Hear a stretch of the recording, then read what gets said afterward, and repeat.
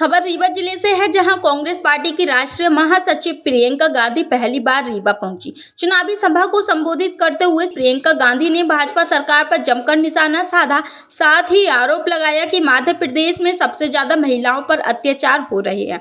छत्तीसगढ़ सरकार का उदाहरण देते हुए भी कहा कि सबसे ज्यादा नौकरियां छत्तीसगढ़ में कांग्रेस सरकार ने दी है।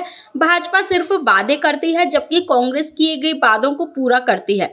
इस दौरान रीवा जिले के सभी कांग्रेस पार्टी से प्रत्याशी बनाए गए लोग मौजूद रहे।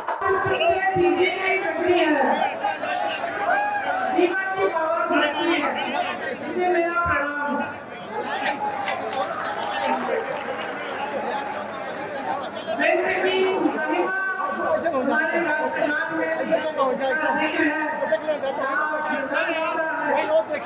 मेरे परिवार का एक आपसे पुराना रिश्ता भी है। नेहरू जी को यहाँ आना बहुत पसंद था। चचाई फॉल्स उनको बहुत पसंद थे, यहाँ आते थे। एक बार इंदिरा जी को भी साथ लाए और इंदिरा जी और राजीव जी ने तो अपने कार्यकाल में यहाँ के बहुत बड़े थे। मेरे पिता राजीव जी शहीद होने से एकदम पहले भी यहाँ आए थे। मुझे अभी बताया गया कि इसी मंच से उन सब ने भाषण दिया, तो मेरे लिए तो कम से कम यहाँ पे खड़ा होना और आज आपको संबोधित करना उनके प्रति एक तरह से एक श्रद्धा की बात भी है और उनके साथ साथ आपके प्रति, क्योंकि वो ऐसे नेता थे जो जनता के लिए एक करते थे। उनके दिल में जनता के लिए सेवा भाव था, जनता के लिए करुणा थी। लेकिन सबसे महत्वपूर्ण ये बात थी कि वो जनता से अपने ऊपर, जनता को अपने ऊपर मानते थे, अपने आप को जनता से ऊपर। आजकल की राजनीति में ऐसे मिसाल कम है। देखिए, कांग्रेस पार्टी ने इस चुनाव में कुछ घोषणाएं की हैं मध्य प्रदेश के लिए। तो सबसे पहले मैंने सोचा मैं घोषणाएं सुना देती हूँ, उसके बाद अपना भाषण शुरू करूंगी। आपको कुछ घोषणाएं आपने सुनी भी होंगी, लेकिन एक साथ एक सारी बता देती हूँ ताकि स्पष्ट हो जाएगा कि हम आपके लिए 5 सालों में विकास आदि के बजाय और क्या क्या करना चाहते हैं। महिलाओं के लिए 1500 रुपए डायरेक्ट आपके खाते में प्रति माह डालने की घोषणा कांग्रेस पार्टी ने की है।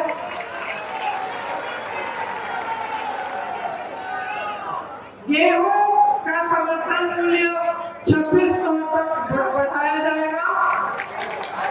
धान का समर्थन मूल्य 2500 तक बढ़ाया जाएगा।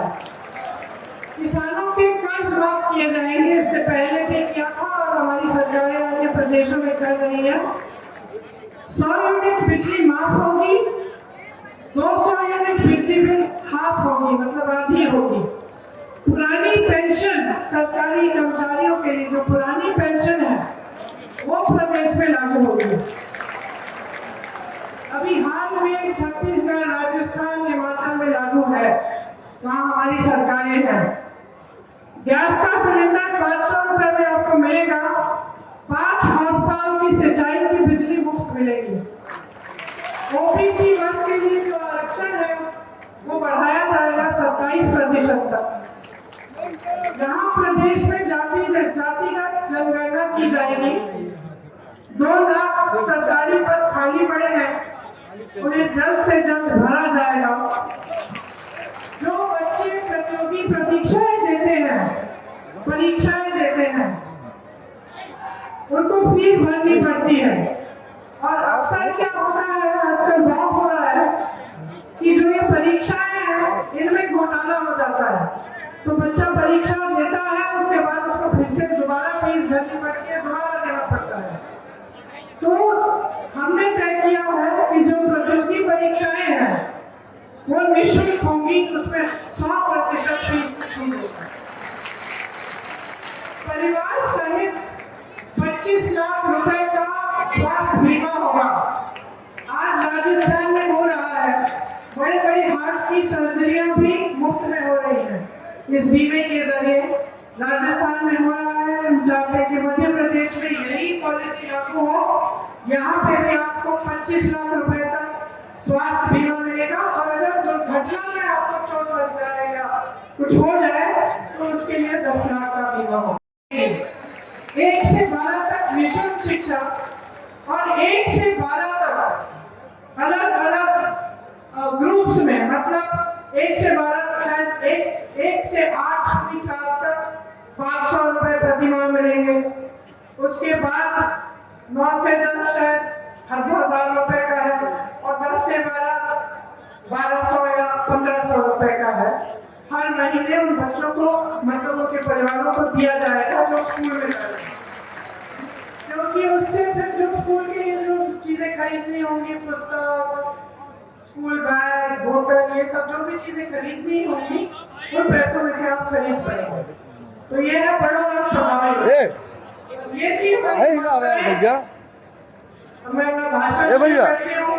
इसमें हाथ मत रखो यार। मैंने कहीं पे लिखा था कि अब विंध्य के जो लोग हैं वो भाजपा से उठ चुके हैं। सच है कि नहीं?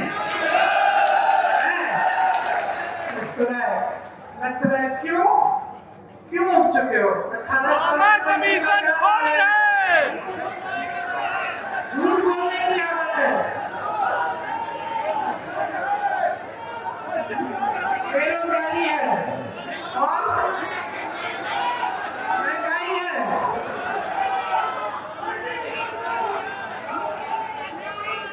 देखिए आपके क्षेत्र में तो ये स्पष्ट है कि जो सैनिक स्कूल है, जो इंजीनियरिंग कॉलेज है, जो संजय गांधी अस्पताल है, ये ऐसी जो चीजें हैं, ये भाजपा की सरकार ने तो बनाई नहीं है। सच बात है। आप कह रहे हैं बेरोजगारी है, आप कह रहे हैं महंगाई है, आप ये बात मोटी बात ये कह रहे हैं कि आपके जीवन में खूब संघर्ष है।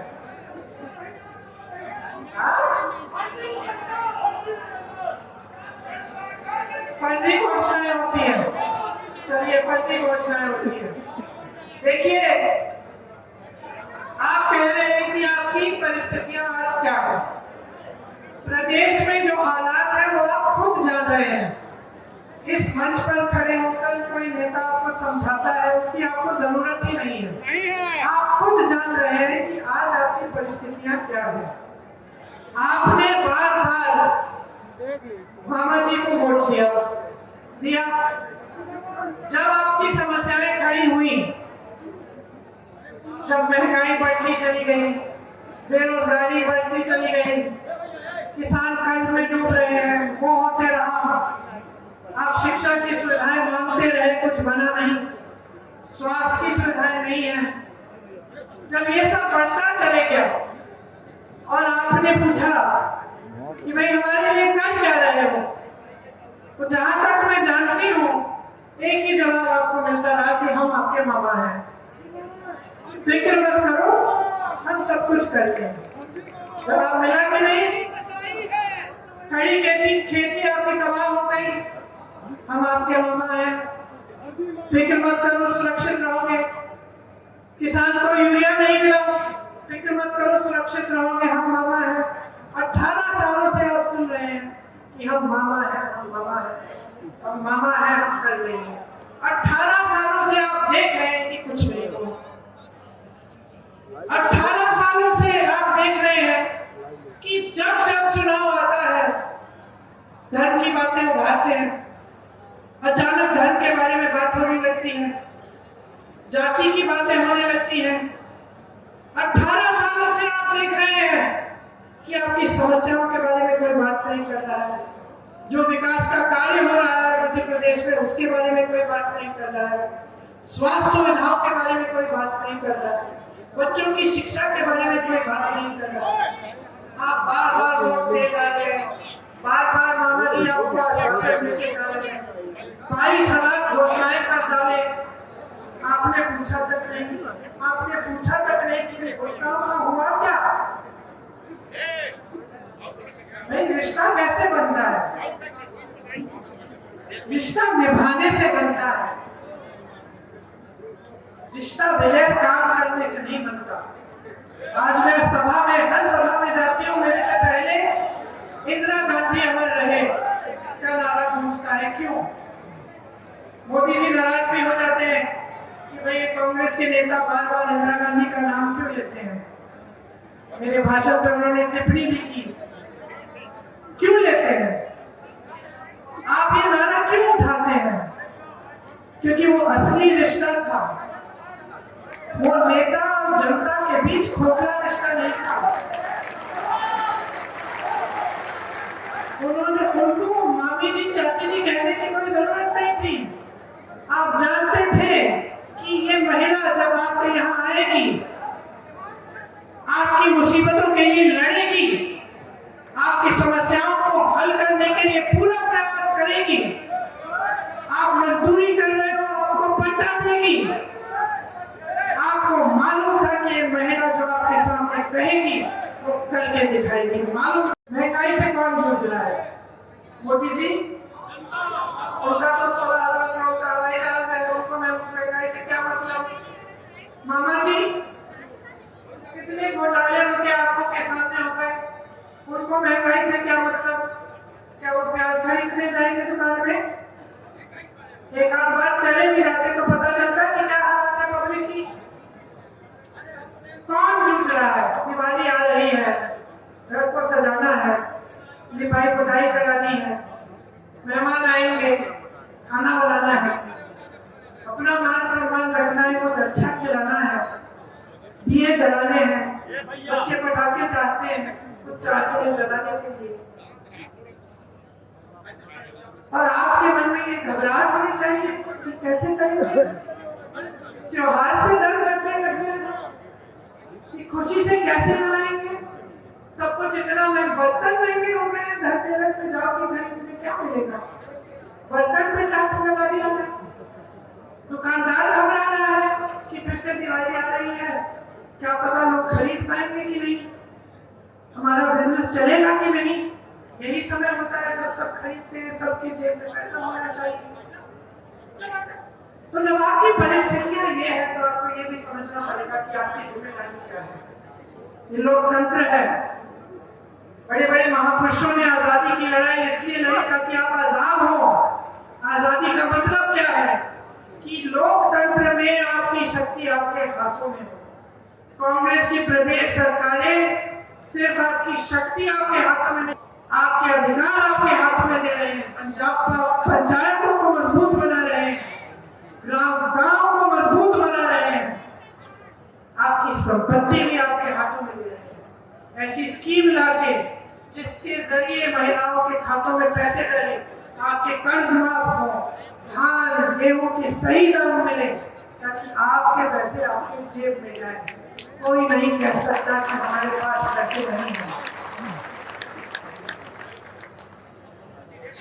तो अगर आप चाहते हैं कि मध्य प्रदेश की तरक्की हो, कि आपके बच्चों का भविष्य बना रहे, मजबूत बने, उन्हें रोजगार मिले, उनकी शिक्षा हो, नए नए शिक्षा के संस्थान बने, स्वास्थ्य सुविधाएं हो, अगर आप चाहते हैं कि आपके जीवन के संघर्ष में आपकी सरकार आपके हाथ को पकड़ के उनका सामना करने के लिए मदद करे, तो आप ऐसी सरकार चुनिए जो वाकई ये काम करके आपको दिखाए। अपना विवेक देखिए, मेरी दादी से कहती थी कि पब्लिक में सबसे ज्यादा विवेक है। जानते हैं जब चुनाव हारी तो नाराज नहीं हुई, दुखी नहीं हुई, पब्लिक में सबसे ज्यादा विवेक है। इससे सीखा, सोचा कि मुझसे कोई गलती हुई, इसीलिए ये हुआ। पब्लिक की बात को सुना, इस संकट के समय भी सुना, और जब जीती उस समय भी सुना। यही होती है असली राजनीति, और यही होता है असली नेता। आप में सबसे ज्यादा ज्ञान है, आप में सबसे ज्यादा विवेक है। जब मैंने आपकी परिस्थिति आपसे पूछी, आपने कहा महंगाई है, बेरोजगारी है, किसान परेशान है, आपने कहा। तो ये असलियत आपके सामने है, इस असलियत को समझो। और सबसे बड़ी चीज अपने विवेक से ये समझो कि इस असलियत को बदलने की शक्ति आपके हाथों में है, ये वोट है। जब ये बात समझ जाओगे, जब ये बात समझ जाओगे कि कोई ऐसा नेता नहीं होगा जिसकी ये हिम्मत होगी कि आपके सामने आकर झूठ बोले। धन्य है प्रियंका गांधी। जब आप इस विवेक से अपना वोट दोगे, इस जिम्मेदारी से अपना वोट दोगे, तभी आप अपने हाथों को और मजबूत करोगे। मुझे पूरा यकीन है कि अपने विवेक से जब आप वोट डालोगे तो इस भाजपा की 18 सालों वाली घोटालों से भरपूर, झूठों से भरपूर इस सरकार को आप निकाल देंगे, खदेड़ देंगे। देश की बड़ी बड़ी कंपनियां, सरकारी कंपनियां, जिससे हर बच्चे को रोजगार मिल जाता था, सुरक्षित नौकरी मिल जाती थी, अच्छा पेंशन मिल जाता था, आपने कौड़ियों के दाम पे अडानी को बेच दी। ये कौन है ये अडानी? ये कौन है ये एक शख्स जिसके हाथों में आप सब कुछ डाल रहे हैं, जिसके बारे में विपक्ष के नेता एक लफ्ज बोलते हैं चाहे आप संसद से निकाल देते हैं, घर से निकाल देते हैं, क्योंकि आपसे सवाल उठाया क्यों दौड़ते हैं इस आदमी को बचाने के लिए? क्या है इसमें एक खासियत कि आज ये पूरे देश का मालिक है? ये जो सरकारी कंपनी, ये आप बोल रहे हैं, मैं नहीं बोल रही हूँ, ये सारा पैसा, ये सारी संपत्ति किसकी है जो दी जा रही है? ये जो कहते हैं ना 70 सालों में कुछ नहीं किया, कुछ नहीं बनाया, अगर कुछ नहीं बनाया होता तो ये देते क्या अपने दोस्तों को? देते क्या? बीएचईएल दे दिया, एचएएल दे दिया, रेलवेज दे दिया, बंदरगाह दे दिए, हवाई अड्डे दे दिए, छोड़ा क्या है इस देश के लिए? छोड़ा क्या है? और कोई मुझे बता सकता है कि अडानी जी बनाते क्या है? आपको याद है टाटा, बिरला? ये नहीं है कि इस देश ने कभी बड़े बड़े उद्योगपति देखे नहीं, जो बुजुर्ग बैठे जानते हैं। बिरला, टाटा जैसे बड़े बड़े उद्योगपतियों ने आजादी के आंदोलन में भी मदद की। सब जानते थे कि बनाते क्या है। टाटा की ट्रक, गाड़ियां, फिर आपने देखा कि चलो दांत मंजन कोई बना रहा है, कोई कपड़े बना रहा है, कोई साड़ियां बना रहा है, कोई पुस्तक बना रहा है। तो मान जानते थे ना। मैं पूछना चाहती हूँ, कोई मुझे बता सकता है कि अडानी जी क्या बना रहे हैं? पैसा बना रहे हैं और कुछ बना ही नहीं रहे। जो आपने बनाया है दिया जा रहा है मुफ्त में। ये जो कंपनियां थी आपके लिए बनी थी, ये एक नेता ने उस समय, पंडित नेहरू की सोच थी, उनका विजन था कि मैं भारत को आगे बढ़ाऊंगा। आज ये कहते हैं चंद्रयान, ये चंद्रयान हो ही नहीं पाता अगर नेहरू जी ने इसकी नींव नहीं डलवाई होती। अगर हमारे देश को मजबूत और सशक्त करने के लिए हमारे नेताओं ने एक विजन नहीं दिखाया होता, आईआईटी नहीं बनाई होती, आईआईएम नहीं बनाए होते, अगर हमारे नेताओं ने यह तय नहीं किया होता 80 के दशक में कि हम कंप्यूटर और टेक्नोलॉजी में हम मजबूत बनेंगे, क्योंकि हमारे यहाँ पढ़े लिखे लोग हैं जो इंग्लिश बोलते हैं, जो कि पूरी दुनिया में इतने नहीं है जितने हिंदुस्तान में। अपने पिता के मुंह से ये बातें सुनी है जब ये सब नहीं था। मुझे याद है हम लोग खाना खा रहे थे और कह रहे थे कि पता है तुम्हें कि हमारे देश में जितनी शिक्षित इंग्लिश भाषी, अंग्रेजी की भाषा जानने वाले नौजवान हैं दुनिया में कहीं नहीं है। हम में इतनी ऊर्जा है, नौजवान ऊर्जा है। अगर हम यहाँ पे तकनीक को मजबूत बनाएंगे, अगर हम कंप्यूटर को आज के दिन लाएंगे तो देखना 20 साल बाद, 30 साल बाद कितनी तरक्की होगी। 30 साल बाद मेरे पिता नहीं रहे, लेकिन मैं उनकी बातों को याद रखती हूँ। जब भी मैं देखती हूँ, कुछ समय पहले मैं विदेश में थी, ट्रेन के लिए मैं स्टेशन में खड़ी थी, मेरे साथ एक लड़का खड़ा था, मुझे देखा, उसने पहचान लिया, तो मैंने भी कहा कि तुम भारतीय हो। बड़ी खुशी से उन दोनों से एक दूसरे से मिले। हम दोनों दो ही भारतीय थे, उस पूरे स्टेशन में खड़े थे ट्रेन के इंतजार में। मैंने कहा भाई क्या करते हो? मुझे बताया मैं इस बड़ी कंपनी में काम करता हूँ, कंप्यूटर की कंपनी में। मुझे इतना गर्व हुआ। ट्रेन में बैठते ही मेरे दिमाग में मेरे पिता की बातें आई कि अगर उस समय सबसे लड़के, इन्हीं भाजपा के नेताओं से लड़के जो धरना प्रदर्शन कर रहे थे कि कंप्यूटर इस देश में नहीं चलेगा, कंप्यूटर नहीं चाहिए इस देश में, सब बर्बाद कर देगा। उनसे लड़के ये नीतियां बनाई, और उस वजह से कि उस समय 30 साल पहले किसी ने सोचा कि आगे हमारे देश के भविष्य के लिए क्या अच्छा है, उन नीतियों का आज की सफलता हम आज देखते हैं। तो देखिए, जो राजनीति है ना, वो दो तरह की होती है, नेता भी दो तरह के होते हैं। एक अपने लिए, अपने मान सम्मान के लिए, सत्ता अपने लिए, सब कुछ कमाने के लिए अपने लिए, और राज करता है इस तरह से कि सब कुछ ठीक है, जो ऐसे लगे कि मैं ही बड़ा हूं, मैं ही सर्वोपरि हूं, मैं ही सर्वशक्तिमान हूं, मैं ही सर्वज्ञानी हूं। ये एक तरह का नेता होता है। दूसरा नेता होता है जो सोचता है कि मैं इस जनता को सर्वशक्तिमान कैसे बनाऊं, मैं इस जनता को सर्वोपरि कैसे रखूं, मैं इसका विकास कैसे करूं। मैं एक योजना बनाता हूं, मैं सोचता हूं कि 10 सालों में अगर हम ये लोग यहाँ लगा दें और हम जहाँ इस गांव को मजबूत बना दें तो 10 साल बाद इसका कितना फायदा होगा। तो ये दो राजनीति जो है ना, आपको साफ साफ दिख रही है। क्योंकि अगर ये दूसरी तरह की राजनीति, जो विकास वाली राजनीति होती, जो जवाबदेही राजनीति होती, जो आपके प्रति जिम्मेदारी वाली राजनीति होती आपके प्रदेश में, तो आज आप इस परिस्थिति में नहीं होते। एक महिला है, उसके जीवन में इतना संघर्ष है, जिस दिन दिहाड़ी नहीं आती है तो वही भूखी सोती है। वो सारा काम करती है, खेती में भी काम करती है, घर आकर भी काम करती है, खाना पकाती है। जब तक परिवार का एक एक सदस्य खाना नहीं खाता तब तक खाती नहीं है, तब तक सोती नहीं है।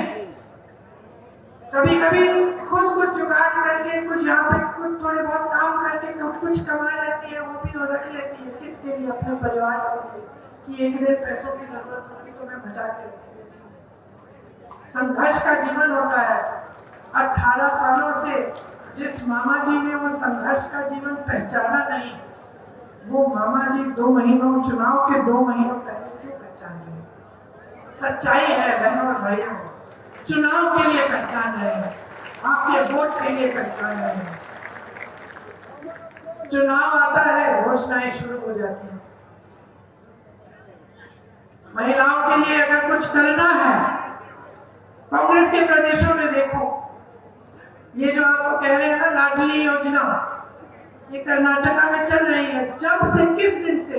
जब से सरकार बनी, पहली मंत्रिमंडल की पहली बैठक, उसमें तय किया गया और पैसे शुरू होने लगे, खाते में लग गया। ये इंतजार नहीं किया कि 4 साल 4.5 साल बीत जाएंगे, अगला चुनाव आने वाला है, उस समय बताएंगे भैया, हमने उस समय शुरू करेंगे हम। ये इंतजार नहीं किया। महिलाओं के लिए इतने काम किए हैं हमारे सब प्रदेशों में, मैं गिनवाना नहीं चाहती, आप खुद जानकारी लीजिए। जिसको आप जानते हैं, जो अन्य प्रदेश में रहता है, राजस्थान के किसी वासी से पूछो, भाई सच है कि तुम्हारा इलाज मुफ्त में हो रहा है? छत्तीसगढ़ की महिला से पूछो, सच है कि बहुत तरक्की हुई है महिलाओं की छत्तीसगढ़ में? मैं ऐसी सभा में जाती हूँ छत्तीसगढ़ में, तो ये पूरा सामने का हिस्सा महिलाओं से भरा होता है और सब खुश लगती हैं। किसान खुश है, वहां का खुश है क्योंकि उसको सहायता मिल रही है, उसे बचाया जा रहा है केंद्र की नीतियों से, उसके लिए ही राजनीति चल रही है। आपको बहुत गहराई से समझना पड़ेगा कि आपके साथ क्या हो रहा है। आपकी जिंदगी के हर मोड़ पर आपको भ्रष्टाचार दिख रहा है। मैं जानती हूँ कि जो भी पार्टी का नेता आता है वो यही कहता है कि हम कहते हैं कि वो भ्रष्ट है, वो कहते हैं कि हम भ्रष्ट है। मैं जानती हूँ, लेकिन सच्चाई को समझो। कितने घोटाले हुए हैं आपके प्रदेश में, आप जानते हैं। हर 2-4 दिन आप पढ़ते हैं इनके बारे में, चाहे परीक्षा में हो, चाहे रोजगार में हो, चाहे कुछ भी हो, व्यापार हो, कुछ भी हो। और इस घोटाले का मतलब क्या है? मेरे ख्याल से क्या होता है कि जनता देखते देखते, सुनते सुनते थक भी जाती है। कभी कभी मैंने सुना है लोग कहते हैं कि भाई ठीक है, नेता है, खाने दो, चलो खाते रहेगा, लेकिन थोड़ा बहुत काम भी कर ले हमारे लिए तो इतना ही काफी है हमारे लिए। ये गलत बात है। समझो घोटाले का मतलब क्या है? जब हम कहते हैं कि ये 1500 करोड़ रुपए का घोटाला है, ये 1000 करोड़ रुपए का घोटाला है, इसका मतलब क्या है? इसका मतलब है कि किसी ने चोरी किया है। चोरी किससे किया है? किसके पैसे चोरी किए? एक दूसरे से तो नहीं चोरी कर रहे हैं नेता, नहीं ना, किसी दूसरे राजनीतिक दल से भी नहीं चोरी कर रहे हैं। किससे चोरी कर रहे हैं? आपसे चोरी कर रहे हैं। सरकार का 1 रुपया नहीं होता, जनता का होता है। जब आप अखबार में पढ़ते हैं कि प्रधानमंत्री श्री नरेंद्र मोदी जी के लिए सरकार ने 2 हवाई जहाज खरीदे 16,000 करोड़ के, 2 हवाई जहाज 16,000 करोड़ रुपए के, तो जान लो बहनों और भाइयों, ये आपके पैसे हैं। ये वो पैसे हैं जिनसे किसानों का कर्ज माफ होना चाहिए था। ये वो पैसे हैं जो पुरानी पेंशन की स्कीम में जाने थे। ये वो पैसे हैं जिनसे आपके लिए पाठशालाएं बननी थी, आपके लिए नए उद्योग बनने थे। जब आप पढ़ते हैं कि पुराने संसद भवन के सुंदरीकरण के लिए 20,000 करोड़ रुपए प्रधानमंत्री जी ने खर्च करवाए हैं और अब हमारे पास एक बहुत बड़ा अच्छा नया संसद भवन है। वाह वाह, बहुत खुश है। अच्छा है, देश के लिए आपने अच्छा संसद भवन बना दिया, लेकिन क्या जरूरत थी इतने सारे पैसे खर्चने के लिए? जब उस समय पता क्या था? कोविड था, कोरोना था।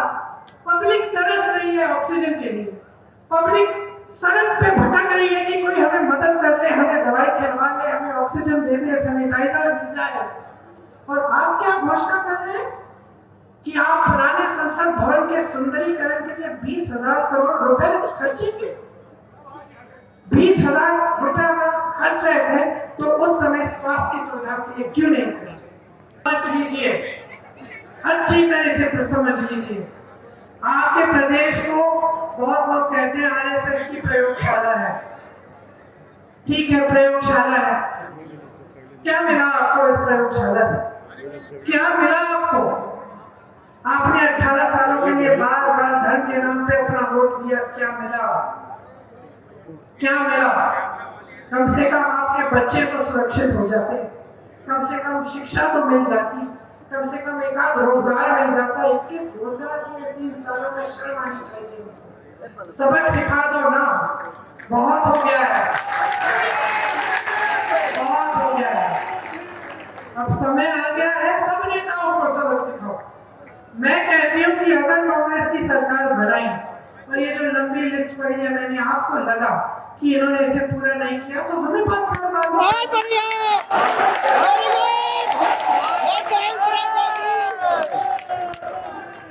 ये बात सबके लिए है। होना चाहिए। अब आपने लंबी चौड़ी बातें सुन ली, दिवाली आ रही है, उसके लिए बहुत बहुत शुभकामनाएं।